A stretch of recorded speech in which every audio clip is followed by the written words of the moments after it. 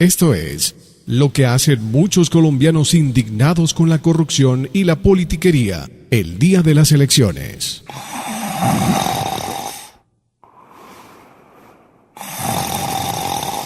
Usted hace parte del 46% de colombianos que nunca votan y después se quejan de nuestros gobernantes.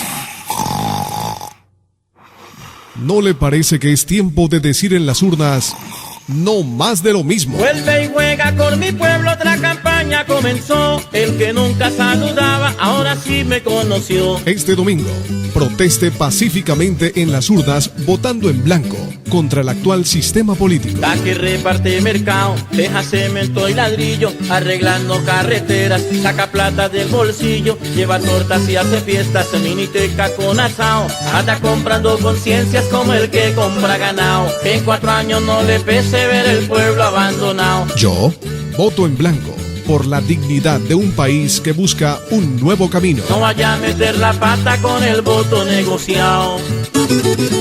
Uy, me salió falso el billete. Pero yo